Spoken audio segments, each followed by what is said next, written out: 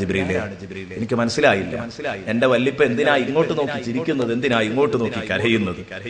ബഹുമാനപ്പെട്ട ജിബ്രീൽ അലൈഹിസ്സലാം പറഞ്ഞു കൊടുത്തു, ദാ ഈ വലതുഭാഗത്ത് കാണുന്നത് നിങ്ങളുടെ വല്ലിപ്പാന്റെ മക്കളാണ്, മനുഷ്യ മക്കളാണ്, ബനുവാദം സജ്ജനങ്ങളാണ് ഈ കാണുന്നത്. സജ്ജനങ്ങളാണ് ഈ കാണുന്നത്. ഈ മക്കളൊക്കെ രക്ഷപ്പെട്ടവരാണ്, സ്വർഗാവകാശികളാണ്. ഇടതുഭാഗത്തേക്ക് നോക്കുമ്പോ അവരൊക്കെ നരകാവകാശികളാണ്. അതാണ് അവരെ കാണാൻ അഴകില്ലാത്തത്. ഇടതുഭാഗത്തിരിക്കുന്നത് അവരെ നോക്കിയിട്ട് വല്ലിപ്പ കരയുകയാണ് ദുഃഖം കൊണ്ട്. പഠിച്ചോനെ, നിങ്ങളും എന്റെ മക്കളാണല്ലോ. ഈ കാര്യം ആലോചിക്കുമ്പോൾ എനിക്ക് വയ്യ, എനിക്ക് സഹിക്കാൻ കഴിയുന്നില്ല. വല്ലിപ്പ കരയുന്നു. വലതുഭാഗത്തേക്ക് നോക്കുമ്പോ വല്ലിപ്പാക്ക് സന്തോഷം തോന്നുന്നു. ഇതുകൊണ്ടാണ് പ്രിയപ്പെട്ട നബിയെ വല്ലിപ്പ ഒരേ സമയം കരയാനും ചിരിക്കാനും കാരണമെന്ന് പറഞ്ഞു.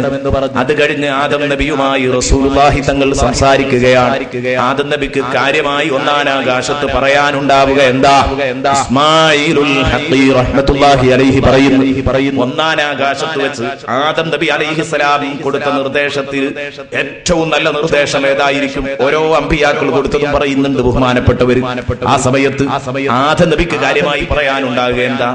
ഓ അല്ലയോ മുഹമ്മദ് നബിയേ, അല്ലയോ യാ ഹബീബല്ലാഹ്, എന്റെ പേരക്കുട്ടിയായ ലോകത്തിന്റെ നേതാവ് അഷ്റഫുൽ ഖൽഖ് മുഹമ്മദുർ റസൂലുള്ളാഹ്, നിങ്ങളോടൊരു കാര്യം പറയാനുണ്ട്. ഞാനിതാ പ്രവർത്തന ഗോതയിൽ ഇറങ്ങി, ഞാൻ പ്രബോധന ഫീൽഡിൽ ഇറങ്ങി. ഞാൻ ഒരുപാട് എന്റെ മക്കളെ പലരെയും ഞാൻ എന്റെ പ്രബോധനം കൊണ്ട്, ഞാൻ എന്റെ പെടാപാട് കൊണ്ട് ഒരുപാട് ആളുകളെ ഈ പക്ഷത്തുള്ളത് പിടിച്ചിങ്ങോട്ടിടാൻ എനിക്ക് കഴിഞ്ഞിട്ടുണ്ട്. എന്റെ ശേഷം ശീസ് നബി പണിയെടുത്തു. എന്റെ ശേഷം ഇദ്രീസ് നബി പണിയെടുത്തു. എന്റെ ശേഷം നൂഹ് നബി പണിയെടുത്തു. മൂസ നബി, ഈസ നബി, ഇബ്രാഹിം നബി ഇവരൊക്കെ പണിയെടുത്തു. അങ്ങനെയാണ് ഈ പക്ഷത്തുള്ള പലരെയും ഇങ്ങോട്ടെത്തിച്ചത്. ഇനി ഈ പക്ഷത്ത് നിൽക്കുന്ന ഞാൻ അവരെ നോക്കി പൊട്ടി കരയുന്ന ഈ ദുർജനങ്ങളിൽ ഒരുപാട് ആളുകളെ നിങ്ങളെ കൈക്ക് ഇവിടെ നിന്ന് പിടിച്ച് ഈ പക്ഷത്തേക്ക് മാറ്റാൻ കഴിയുന്നവരുണ്ട്. അതുകൊണ്ട് നിങ്ങൾ ഇതാ പ്രബോധന ഫീൽഡിൽ ഇറങ്ങുന്ന നിങ്ങൾ കാര്യമായി പണിയെടുക്കണം കേട്ടോ കുഞ്ഞുമോനെ എന്ന് റസൂലുള്ളാഹി സ്വല്ലല്ലാഹു അലൈഹി വസല്ലമ തങ്ങളോട് ഹബീബ് പറയുമെന്ന കാര്യം ഹബീബിനോട് ആദം അലൈഹിസ്സലാം പറയുമെന്ന കാര്യം ഉറപ്പല്ലേ? നബി സ്വല്ലല്ലാഹു അലൈഹി വസല്ലമ തങ്ങൾ സന്തോഷപൂർവ്വം ഏറ്റെടുക്കുന്നു. ആ ഫീൽഡിൽ നബിതങ്ങൾക്ക് എന്തോ പ്രയാസങ്ങൾ ഉണ്ടാകുമ്പോഴും യാതനകൾ ഉണ്ടാകുമ്പോഴും ഈ വാനലോകത്തു നിന്ന് ഈ മല, ഈ അമ്പിയാക്കളെ മുഴുവനും നേരിട്ട് പരിചയപ്പെട്ടതുകൊണ്ട് പ്രബോധന ഫീൽഡിൽ എല്ലാം സഹിക്കാൻ ഹബീബ് മുഹമ്മദ് മുസ്തഫ തങ്ങൾ മനക്കരുത്ത് നേടുന്നു. അതിനുള്ള ആർജവം അല്ലാഹുവിന്റെ ഹബീബ് ആർജിച്ചെടുക്കുന്നു. ഇതാണ് എന്റെ പ്രിയപ്പെട്ട സുഹൃത്തുക്കൾ ചിന്തിക്കേണ്ടത്. എന്റെ സഹോദരന്മാരെ, അന്ന് ആ ആദം നബി അലൈഹിസ്സലാം കണ്ട സമയത്ത്, കരയുന്ന സമയത്ത് നമ്മൾ ഏതു പക്ഷത്തായിരുന്നു എന്ന് ചിന്തിക്കേണ്ടതല്ലേ? നമ്മളൊക്കെ അല്ലാഹുവിന്റെ ഹബീബിന്റെ ശ്രമഫലം ഇങ്ങേ പുറത്തേക്ക് ചാടിയോ? വിശ്വാസികളായെങ്കിലും സ്വർഗാവകാശികളാകാൻ സാധിച്ചിട്ടുണ്ടോ എന്നത് ചിന്തിക്കണം. അല്ലാഹു നമ്മയൊക്കെ അസ്ഹാബുൽ ലബീനിലെങ്കിലും പെടുത്തി സലാമത്താക്കി തരട്ടെ.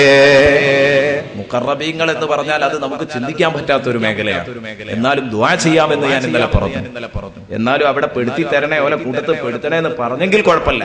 പക്ഷെ നമുക്ക് ചിന്തിക്കാൻ കഴിയുന്നതിന്റെ അപ്പുറത്താണത്. കാരണം ഒന്നും ചെയ്യാത്ത നമ്മളെങ്ങനെ ഇതൊക്കെ ചോദിക്കുക? അസ്ഹാബുൽ യമീനിലെങ്കിലും പെടുത്താൻ. അപ്പൊ പറഞ്ഞു വന്നത് ഇതാണ് വലതുപക്ഷം, ഇടതുപക്ഷം ഉദ്ദേശിക്കുന്നത്. ഇനി നാളെ വലത്തേ കയ്യിലാ കിതാബ് കൊടുക്കുക, ഇടത്തേ കയ്യിലാണ് കിതാബ് കൊടുക്കുക, സജ്ജനങ്ങൾക്കും ദുർജനങ്ങൾക്കും. അതുകൊണ്ടാണ് ഈ ഭാഷയിൽ സംസാരിക്കാനുണ്ടായ കാരണം. ഇവിടെ നിങ്ങൾ കാര്യമായി മനസ്സിലാക്കണം. നാളെ പരലോകത്ത് വരുമ്പോഴുള്ള അവസ്ഥയാണ് അല്ലാഹു സുബ്ഹാനഹു വ തആല പറയുന്നത്. അവിടെ വരുമ്പോൾ എനിക്കും നിങ്ങൾക്കും വരാനുള്ള അവസ്ഥയെക്കുറിച്ചാണ് ഈ പറഞ്ഞത്. ഇതിനെക്കുറിച്ച് ചിന്തിക്കാൻ ആരുണ്ട്? വിശുദ്ധ ഖുർആനിൽ ഇത്രയും പൊള്ളുന്ന വാക്കുകളൊക്കെ പറഞ്ഞെങ്കിലും നമ്മൾ വേറെ എവിടെയൊക്കെയാണ് നമ്മൾ ദുനിയാവിന്റെ ശോഭലുകളിൽ നിന്ന് ഇങ്ങോട്ട് മോചിതരാകുന്നില്ല. അപ്പോഴും നമ്മൾ ദുനിയാവിന്റെ കൂടെയാണുള്ളത്.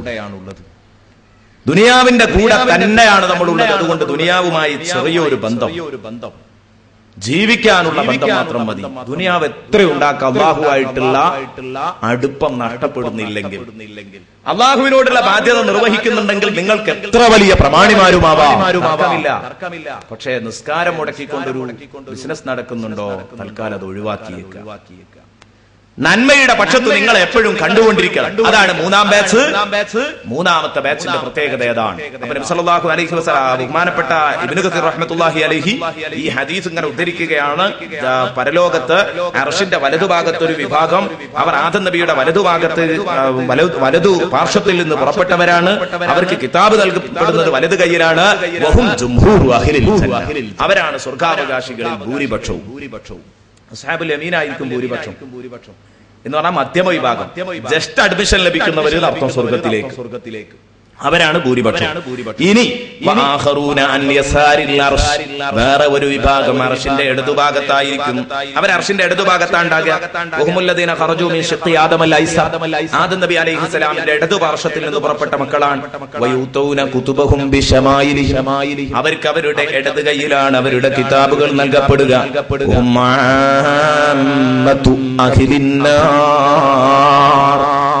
അവരാണ് നരകത്തിലെ മുഴുവൻ ജനങ്ങളും. നരകാവകാശികൾ മുഴുവനും അവരാണ്. അവരെ നരകാവകാശികളിലേക്ക് ആയി മാറുകയുള്ളൂ. അവരാണ് നരകാവകാശികൾ.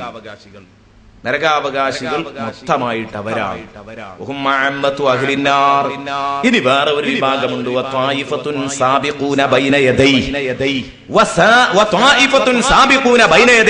അർശിന്റെ മുമ്പിൽ നിൽക്കുന്ന, കണ്ടോ, വലത്തെ ഭാഗത്ത് അസ്ഹാബുൽ യമീന്, ഇടത്തെ ഭാഗത്ത് അസ്ഹാബുൽ ശിമാല് അല്ലെങ്കിൽ അസ്ഹാബുൽ മൈമന, അസ്ഹാബുൽ മഷ്അമ, മുന്നിൽ സാബിഖീങ്ങൾ, മുഖറബീങ്ങൾ. അവർ അർശിന്റെ മുമ്പിലാണെങ്കിലും നേരെ സെന്ററിലാണോ? അല്ല, അവർ നിൽക്കുന്നത് എവിടെയാണ്?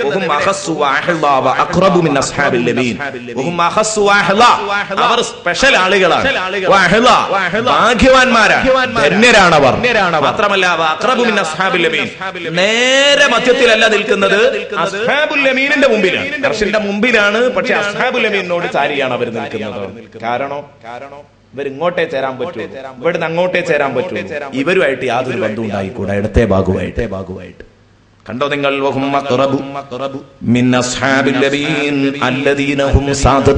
കാരണം അവർ ഇവരുടെ ലീഡേഴ്സാണ്, ഇവരുടെ നേതാക്കന്മാരാണ്.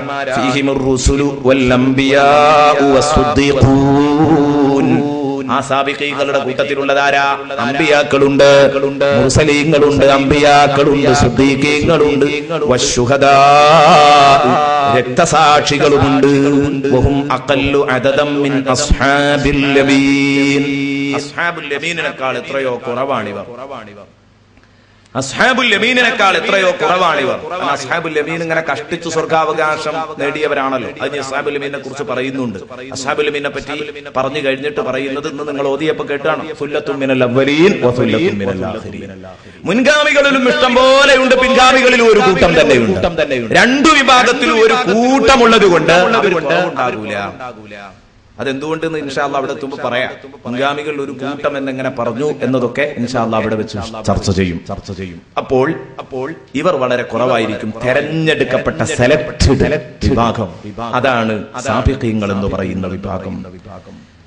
ഇത് തന്നെയാണ് അല്ലാഹു തആല സൂറത്തുൽ മലായികയിലും പറഞ്ഞത് കാണാം. സൂറത്തുൽ മലായികയിൽ അല്ലാഹു തആല ജനങ്ങളെ ഇങ്ങനെ മൂന്നായി വിഭജിച്ചത് കാണാം. സൂറത്തുൽ മലായിക എന്ന് പറയുമ്പോൾ ഒരുപക്ഷെ ഖുർആനിൽ നോക്കുമ്പോൾ തഫ്സീർ ഗ്രന്ഥങ്ങളൊക്കെ സൂറത്തുൽ മലായിക എന്നാണ് പരിചയപ്പെടുത്തിയത്. ഖുർആൻ നോക്കുമ്പോൾ അങ്ങനെ ഒരു അധ്യായം കാണാത്തതിൽ ബേജാറാകരുത്. സൂറത്തു ഫാത്തിർ, സൂറത്തു ഫാത്തിറിന്റെ മറ്റൊരു പേരാണ് സൂറത്തുൽ മലായിക.